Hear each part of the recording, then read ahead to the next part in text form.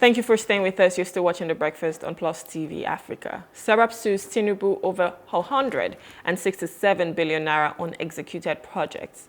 The Socio-Economic Rights and Accountability Project, SERAP, has filed a lawsuit against President Bola Tinubu over the failure to prosecute contractors who received over 167 billion naira for projects that were never completed. In the suit filed at the Federal High Court in Lagos, also named the Attorney General of the Federation, Lateef Fagbemi, as a respondent. SERAP seeks to compel Tinubu to direct the Minister of Finance, Wale Edun, to publicly name the contractors and ensure their prosecution. According to SERAP, a 2021 report by the Auditor General revealed that 31 ministries, departments and agencies, MDAs, paid out 167 billion naira for projects that were not executed with the Nigerian Bulk Electricity Trading PLC, alone disbursing 100 billion naira. Other implicated NDAs include the Nigerian Correctional Service, National Pension Commission, and the Federal Ministry of Youth and Sports Development, among others. The lawsuit argues that the unpunished diversion of public funds undermines Nigerians' access to essential services and violates anti-corruption laws. SERAP insists that transparency and accountability in public spending are fundamental to democracy, and holding contractors accountable will prevent fraud and waste of public resources. No date has been set for the case hearing yet, but joining me this morning is Kolawole Oluwadare, the Deputy Director, SERAP. Good morning, sir. Thank you for joining us. Good morning. All right, so this is something that has happened over time in Nigeria, whereby we see contracts being awarded and projects that we expect to get to completion that would obviously aid the development of Nigeria is never being completed. And before you know it, that same project would now be awarded to another contractor, and it's just a vicious cycle that keeps going on and on. So it's a good thing that SERAP is obviously putting this on their table and saying, no, it cannot just be, it cannot go on. But first, let's start with this lawsuit. What prompted it for SERAP to say this is what we want to sue the government about right now? Thank you very much. I would say that the lawsuit was prompted by the lack of action of the government. When we identified these issues in the Auditor General's report, that is the 2021 Auditor General's report that was released in November, we had written to the President, also to the Ministry of Finance and the anti-corruption agencies, pointing out what has been highlighted by the Auditor General, calling a finding, because this is a finding of the Auditor General among the many issues. And what we've asked the President to do is what we've gone to court for, asking him, being the person who appointed the Auditor General, he appointed the Ministry of Finance, and he more or less is the head of the executive, to instruct the Ministry of Finance, also instruct the Attorney General of the Federation to work with law enforcement agencies to make sure that these funds are recovered. This is without prejudice to the oversight functions of the Public Accounts Committee of the National Assembly, who also have the mandate to investigate and make resolutions in this regard. And that letter was written in December. It was in the absence of a response to that letter in form of action that we had gone to court, basically to compel the President to do what constitutionally he is expected to do. And when you look at these and match it with the 2025 budget, for instance, the huge deficit gap, and the extra funds, nearly 50 trillion that the President is asking to add to that budget, you understand that Nigeria claims that we need money because the deficit gap in our budget keeps growing. But this is a report that has been published by a public officer, the Auditor General of the Federation, showing clearly that a lot of our ministries, departments, and agencies that get environment and allocations every year cannot account for how these funds have been spent. Logically, one would expect that one of the things the President will do to fund that budget deficit, which is one of the things, the outcomes, is to ensure that these funds are recovered. And secondly, to plug the gaps that has allowed these funds to be mismanaged. And thirdly, to ensure that individuals who are found culpable face the law. The president has done none of that, but it is very convenient for the president to ask for a supplementary budget from the National Assembly. And that forms the contextual basis of this lawsuit. But ideally, this should not be a lawsuit. If the president has acted as he should in the best interest of Nigerians, this shouldn't be another public interest lawsuit. Unfortunately, it is now, and we have to see it to the end. All right, so I love the fact that, you're trying to press in to ensure that you get a response, because you've written to them, no response yet. So, of course, the next thing is to go to court. But let's just say, with it going into court, what are some challenges that you hope to see? Maybe because, of course, it might not just go in your favor. But if it goes in your favor, what are the next steps? What's going to happen? Or what do you hope to see with this? So talking of challenges, it's more, the challenges are more procedural, and then we have the mindset of those in government. In this instance, starting from the president to all the public officers. The procedural challenges we probably encounter is to get this case assigned and act and determined on time. The average lifespan of the nature of our public interest cases is 2 years. Sometimes it drags to 3 to 4 years. If it's a political case, you would understand that probably be had and determined in 6 months or less. And that is one of the challenges we have. And then secondly, we expect the lawyers to come to court on behalf of the government for this. Lawyers from the Office of the Attorney General of the Federation, including sometimes private lawyers that have been paid taxpayers' funds to defend an action that is compelling the president to do the right thing. And then thirdly, if we do get judgment, and I see no reason why the courts will not agree with Nigerians in this instance. Yeah. Executing that judgment may also be a challenge, but we cannot focus on all these challenges and allow it to stop us from taking action. And one of the reasons why I believe that these will swing the way of Nigerians is very easy. The legal basis is clear. Let's start with the factual basis. The Auditor General has gone through a process of audit and has produced a report. The Auditor General of the Federation has an office. It's called the Office of the Auditor General of the Federation. He's a public officer. He's appointed by the president. So that audit report, until it is impugned by any other contrary evidence, stands as a fact. That is a fact.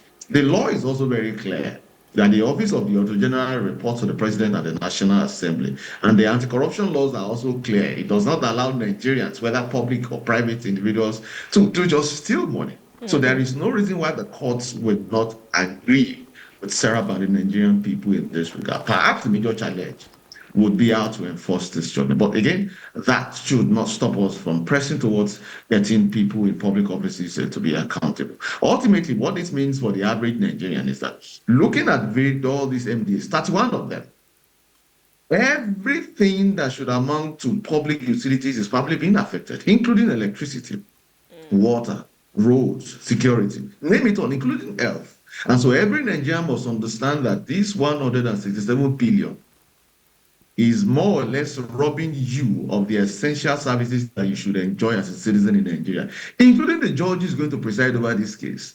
These funds will also affect him or her ultimately. And that is how we need to look at these issues, to understand that these are critical matters of governance. This is not politically motivated. This has no tribal or religious inclination. It is simply to make sure that governance works for everyone, and more particularly, that public funds should be used for the public benefits. Yeah, I totally agree with that, and should be used judiciously. So on one of the papers this morning, it says federal government targets capital market to fund infrastructure. The writer says road, rail, education, health, IT sectors to benefit, and of course the IFC team, the ICRC to work on modalities. So it's just funny that we're talking about contractors who have been awarded projects and they did not complete it. But yet again, as of today, they're still looking for funds from the capital markets. So it might still happen again. And we'll get back into this same cycle of, projects not being executed. But with that being said, they're looking for funds right now. Why do you think the government is not trying their best to ensure that the people that they give money to, they're being prosecuted so that they can take that money and plug in the gap? Perhaps government will be in a better position to supply that answer. But I can hazard a guess, given the experience we've had in issues of transparency and accountability over the years. I think among other things, the principal reason will be political will. And it's very simple. Nigerians are very politically active, and that perhaps shows that where we're very active when it comes to politics and affiliated things like tribalism and religion. It's something that we take very seriously. And that also means that public officers, whether they are elected or appointed, have a political will is very important because our politics are not even ideologically driven. It means that whatever action the president, the governors, or even members of the National Assembly, or even the councillors in the local government will take, will have to have some element of politics in it. Politics is not bad in itself, but we need to understand that politics is a means of governance. Governance ultimately is much more important than politics. So what is absent in this regard for the president to take action to recover these funds will be the absence of that political will. It is not politically expedient for that to be done now, and I do not know why. But I can tell you, if there is any political motivation on the part of the president to do this, it will be done now. And we have a lot of antecedents where when it is politically expedient for government to take action, it doesn't take long. But when it borders on issues of governance, government is very slow. So raising more funds from the capital market, including the various loans, foreign and domestic, that we're ultimately going to fund the 2025 budget, simply shows that we do not have our priority in order. And it means that, and really, if we have anyone that looks at these issues carefully, including some of those international partners that would loan us funds, the important question to ask is the amount that we borrowed over the years, whether sourced locally from loans or from IGR, or from crude oil sales or from the loans we've gotten outside Nigeria, how have they been spent? And there is no guarantee that these funds that we are going to borrow will not go the way of previous ones. And by the way, just for context, the 167 billion naira is just one of the 4 issues identified by the Auditor General of the Federation in the 2021 report. That is not the total sum of money that the Auditor General has found to be missing. The Auditor General raised 4 issues. This is just issue 3 of 4 in the report of 2021. And don't forget, this is the 2021 report. The Auditor General is yet to release the one for 2022, 2023, up to 2024. So we do not know what he will find. But we know what the Auditor General has reported from at least 2014 till date. It amounts to trillions of naira that could simply not be accounted for by various ministries, departments, and agencies. And that is why conversations like this, they are very important, to get the people to understand the nature of the issues, that they are governance related, they are public services related. And then people can bring to bear that political will. I've mentioned that Nigerians are very, very politically aware and very politically active. And that is why we need to keep having conversations like this to educate perhaps those who don't understand, or those who understand are perhaps seeing it through a political prism so that they understand better, to bring that much political will to bear on the president until he does what is right in the interest of the Nigerian people. You talk about trillions. Of course, this is 167 billion is just for 2022. So if we're talking about 2014 till now, trillions, and I'm like, how much is Nigeria's budget again as of today?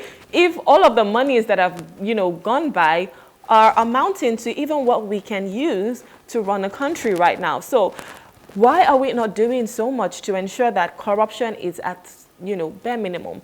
And can you explain to Nigerians, maybe they don't understand, what is, how does corruption affect, our economic growth in Nigeria? Because clearly this is a case of contract fraud, whereby people are being awarded projects, they do not complete it, they take the money and they run away. And what institutional or legal reforms do you think needs to be put in place to ensure that it doesn't happen again? Because we're always at this junction every single time. I think it's thank you very much for that. We try to explain the audit process. And in this instance, one need not be an accountant to understand what basic audit means. The Auditor General of the Federation, as part of his statutory functions, every year, at the close of every financial year, audits the books of the required federal ministries, departments, and agencies. And in simple terms, what audit simply means is to match what was allocated in terms of budget or environment to each ministry, department, and agency, how much came in by way of actual allocation, how those funds had been spent as against what it was budgeted for, and documentary evidence that showed how those funds were spent. Don't forget, spending, allocation of resources is guided by many laws, including the Public Procurement Act and the Civil Service Rules and all other things that clearly states how contracts are going to be awarded, the bidding process, payment process, and all that. The Auditor General takes it into consideration during the audit process. So when the Auditor General finds out that 31 MDs in this instance have paid out a total sum of 167 billion naira for contracts not executed, what it simply means is that the Auditor General can see proof that the monies came into the MDAs as part of the allocation. He could see proof that the monies were paid out, but he could not see proof that the jobs were completed anywhere. That is what it means in simple terms. And so for the average Nigerian, what it means is that that contract, that allocation that could have done something for you has not been done. For example, one of the agencies concerned, according to the Auditor General, is the Federal Medical Center, BIDA. The Auditor General did not state the specific contract, but perhaps it could have been it could be for bed spaces, it could be for drugs, it could be for anything. But since that contract was awarded and not executed, it simply means is that for those who would go to that hospital for medical services, they will not be able to get the best or get none at all. That is what it would mean. And that is cross-cutting among all the various MDAs that the Auditor General has highlighted. And that's why it's very important that we understand. This is not about SERAP. This is not about politics. It's about governance and how these public institutions that should use these funds to serve the public have paid out these funds, but there is no proof that those contracts have been awarded. And as to what you alluded to about what needs to be done, I do not think it's a matter of legal reform. Law in Nigeria, like every other place in the world, is not perfect. And that's why laws are repealed and reformed from time to time. Problem is not the laws. In this instance, the law is clear what the Auditor General should do. He has done it. The law is clear as to what he should publish. He has done it. The law is clear as to who he should forward it to. He has evidence that he has forwarded it to the National Assembly and the President. The law is clear as to the role of the anti-corruption agencies, the ICPC, FCC, the Nigerian police, and the likes. Their laws are clear as to what they should do. So it is not a matter of legal reform. It is simply a matter of that political will. You will recall that recently, the Senate, the Public Accounts Committee of the National Assembly made a statement about a lot of these MDAs that have been called to defend the allegations against them by the Auditor General, and they complained that none of them do not show up. The law is clear, and the same National Assembly has the power under the Constitution to order the Inspector General of Police to arrest the heads of those organizations and to make them appear before it. It is not a matter of legal reform. I think we just do not respect. I think we just do not respect the law. And we can't look at it today. We have to look at it with the mindset of what has happened. Almost like the doctor examines a patient, asking about your medical history. The doctor looks at your medical history, which is the past. He or she orders a test, which is the present, and then he uses both to do a diagnosis as to what is wrong. We need to understand that the impunity did not start today. It started a while back. And it has culminated into what is happening now. So we shouldn't be surprised. And so this will only continue to get worse. If people can steal money, be appointed and rewarded with political offices without being punished. If people can steal money and nothing gets done about it.